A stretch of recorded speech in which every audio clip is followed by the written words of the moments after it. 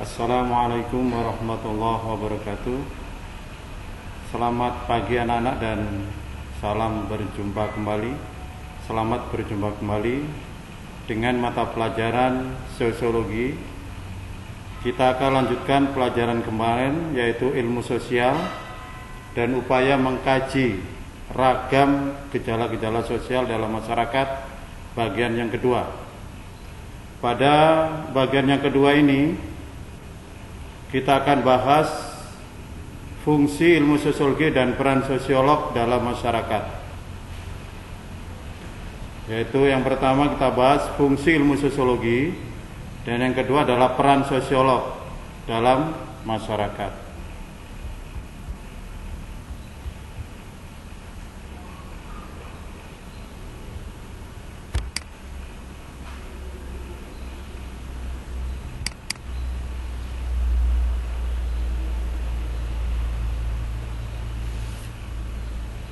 Fungsi ilmu sosiologi, anak-anak sekalian, ilmu sosiologi itu mempunyai beberapa macam fungsi.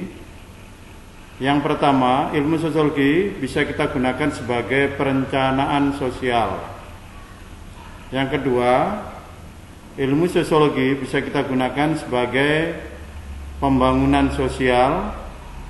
Kemudian yang ketiga, ilmu sosiologi juga kita bisa gunakan fungsinya sebagai memecahkan masalah-masalah sosial, dan fungsi ilmu sosiologi berikutnya adalah untuk penelitian-penelitian sosial. Sekarang kita bahas pertama fungsi sosiologi yang kita gunakan sebagai perencanaan sosial atau berfungsi untuk merencanakan kegiatan-kegiatan sosial. Yang pertama, sosiologi itu digunakan karena sosiologi dapat memahami perkembangan kebudayaan masyarakat. Kebudayaan masyarakat yang semakin berkembang, ya, itu dikaji dalam ilmu sosiologi. Karena dalam ilmu sosiologi membahas tentang perkembangan kebudayaan yang terjadi di masyarakat. Yang kedua, sebagai perencanaan sosial, ilmu sosiologi itu adalah mengapa? Karena ada hubungan antara manusia dengan lingkungan, alam, dan sosialnya. Banyak kejadian-kejadian yang merupakan interaksi antara manusia, ya, dengan manusia yang lain, antara manusia dengan lingkungan, dan antara manusia dengan kelompok-kelompok sosial yang lain. Itu dikaji juga dalam ilmu sosiologi. Oleh karena itu sosiologi sebagai perencanaan sosial. Yang ketiga, mengapa ilmu sosiologi mempunyai fungsi sebagai perencanaan sosial? Karena dalam ilmu sosiologi itu membentuk spekulasi ilmiah berdasarkan fakta. Ya, banyak kejadian-kejadian sosial yang terjadi di masyarakat itu berdasarkan fakta, karena kejadian itu terjadi dengan sebenarnya. Ya, dan itu merupakan kegiatan atau kejadian-kejadian yang terjadi di sosial masyarakat. Selanjutnya yang keempat, mengapa ilmu sosiologi digunakan sebagai perencanaan sosial? Karena dalam ilmu sosiologi itu bisa mengetahui batas-batas perkembangan masyarakat, ya, batas-batas perkembangan masyarakat. Oke, kita lanjutkan anak sekalian. Apa fungsinya? Yang pertama, untuk melaksanakan fungsi ini, ya, menurut teori sosiologi, maka fungsi sosiologi, ya, sebagai pembangunan sosial. Ya. Tadi yang pertama sebagai perencanaan sosial, yang kedua berfungsi sebagai apa anak? Pembangunan sosial. Sebagai pembangunan sosial, fungsinya itu apa? Yang pertama, kita bagi menjadi 3 tahap dulu. Tahap perencanaan, pelaksanaan, dan evaluasi. Karena ini pembangunan, jadi ada perencanaan, pelaksanaan, dan evaluasi. Dalam tahap perencanaan, itu maksudnya fungsi ini adalah berguna untuk mengidentifikasi berbagai kebutuhan masyarakat. Ya, mengidentifikasi. mengelompokkan kebutuhan masyarakat itu apa-apa saja kebutuhan yang diperlukan masyarakat. Setelah itu tahap pelaksanaan itu berguna untuk mengidentifikasi perubahan yang terjadi dalam masyarakat. Itu pelaksanaan. Ya. Sejauh mana tingkat perubahannya yang terjadi dalam masyarakat akibat interaksi sosial tersebut itu diukur, diidentifikasi dan dikelompok-kelompokkan. Ya. Itu tahap pelaksanaan. Kemudian tahap evaluasi berguna untuk menganalisis dampak pembangunannya. Itu evaluasi. Oke, kita lanjutkan. Selain ilmu sosiologi, selain berfungsi sebagai perencanaan sosial, pembangunan sosial, ilmu sosiologi juga bisa berfungsi untuk memecahkan masalah-masalah sosial. Jadi ada kejadian diilustrasikan, ada beberapa problem kejadian, maka dengan ilmu sosiologi kita dapat solusi 1, solusi 2 dan solusi 3. Ya, solusinya itu. Maka masalah sosial yang terjadi bisa selesai karena ada beberapa solusi-solusi ya dari ilmu sosiologi. Ragam fungsinya ya untuk memecahkan masalah. Yang pertama adalah memberikan informasi yang berkaitan dengan masalah-masalah sosial. Yang kedua, memberikan analisis ilmiah terkait fakta masalah sosial. Kemudian yang ketiga, memberikan saran kepada stakeholder dalam upaya pemecahan masalah sosial. Ya. Stakeholder itu adalah maksudnya itu adalah orang-orang yang berkepentingan, ya, di dalam itu, yang berkepentingan, ya, sehingga pemecahan masalah sosial itu bisa selesai. Kita berikan saran kepada stakeholder.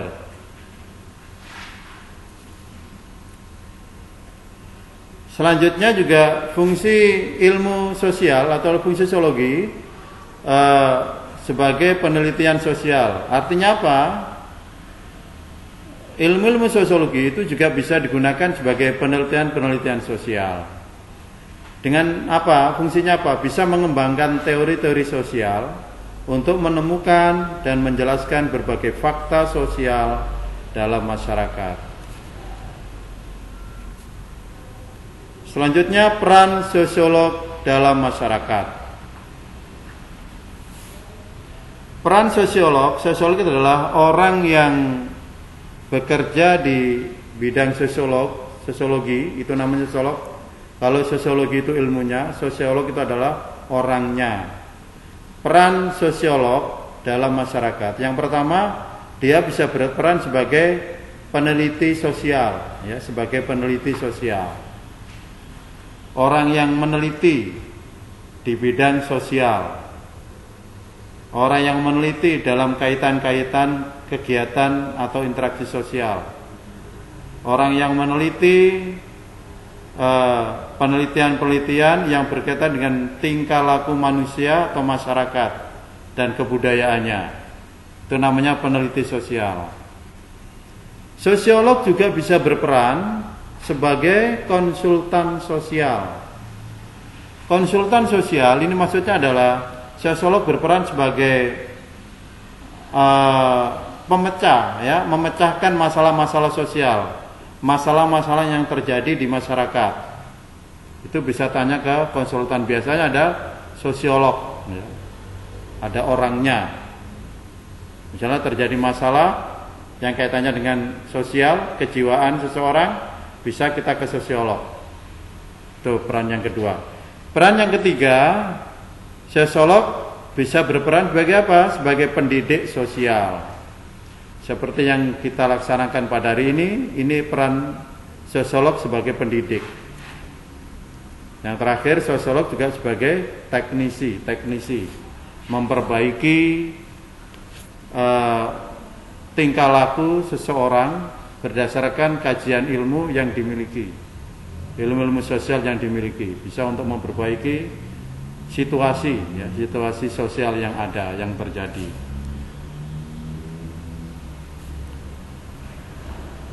Oke anak-anakku sekalian, sebelum kita memasuki materi berikutnya, bab 2, nanti kita akan bahas bab 2 anak-anak sekalian. Bab 2 ini berbicara tentang individu, kelompok, dan hubungan sosial. Kenapa perlu dibahas individu?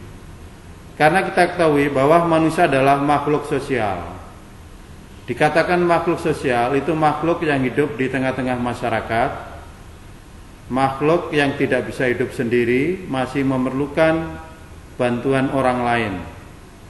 Ya.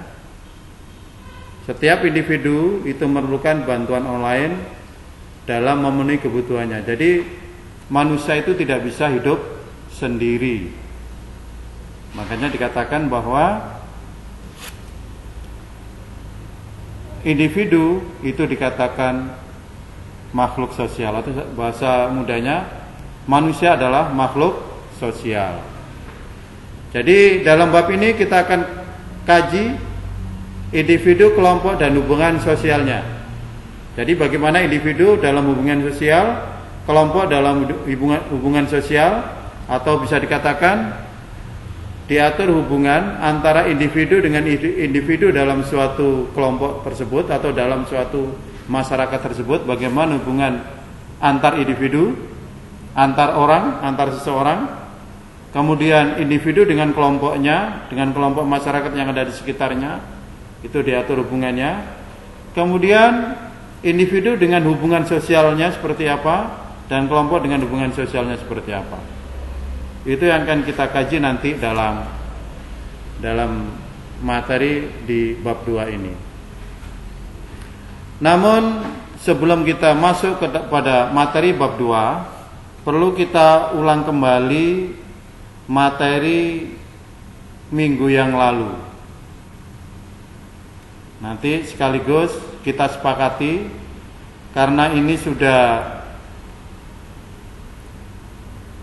masuk pertemuan yang kedua, jadi nanti anak-anak bisa mulai mengerjakan, ya, mulai mengerjakan tugas yang akan saya berikan, ya. Nanti tugas itu tolong dikirim ke email saya. Ya, ke email saya ini tolong diperhatikan untuk anak-anakku kelas 10, terutama 10 IPS. Email saya, jadi semua tugas mulai sekarang nanti dikumpul di email saya, yaitu dengan alamat, ya, Bukhori, BUKHORI 031069 @gmail.com. Dan saya ulang lagi, semuanya huruf kecil, tidak ada spasi, ya. Bukhori 031069 @gmail.com. Ya, bisa dicatat anak-anak, ya. Nanti semua tugas dialamatkan ke email. Kenapa kita alamatkan email? Karena biar anak-anak semua mengetahui, ya, dimanapun berada, di kota atau di desa tidak ada bedanya, biar tidak ketinggalan informasi, tidak ketinggalan teknologi. Jadi kita gunakan teknologi yang ada, ya. Jadi tugas tidak usah diantar ke rumah, karena ini terjadi COVID-19.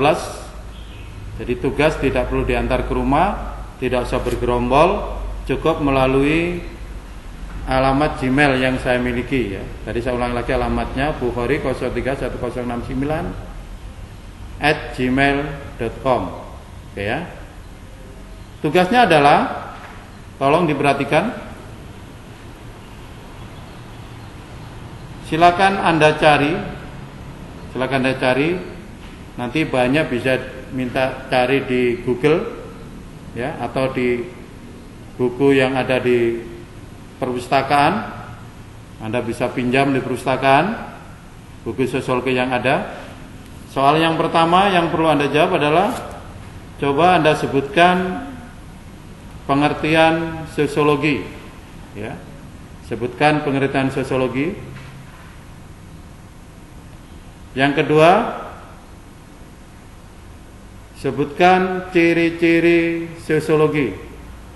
Sebutkan ciri-ciri sosiologi. Ya. Soal yang ketiga, sebutkan pengertian sosiologi menurut ahli. Sebutkan pengertian sosiologi menurut ahli,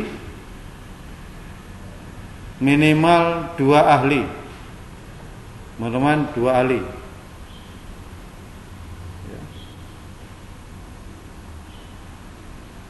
Yang keempat,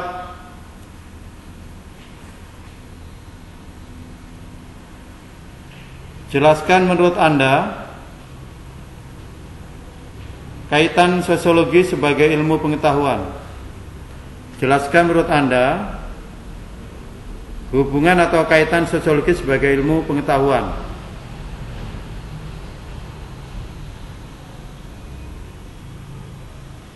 Terakhir yang kelima, sebutkan cabang-cabang ilmu sosiologi. Sebutkan cabang-cabang ilmu sosiologi. Semua materi yang ada sudah tersedia di buku, di perpustakaan, di literatur perpustakaan. Anda bisa pinjam. Kalau tidak sempat meminjam di sekolahan, Anda bisa download di Google. Download Google, kemudian Anda salin, kemudian difoto tulisan Anda itu dan kirim ke alamat email yang saya berikan tadi. Paham anak-anak ya sampai di sini ya? Jadi kita bab 1 sudah selesai. Bab 1 tentang ilmu sosiologi sudah selesai. Tolong tugas segera dikumpul supaya kita bisa mengetahui mana-mana anak-anakku yang aktif dan yang tidak aktif. Ya. Ya. Sehingga keaktifan itu nanti akan kita nilai.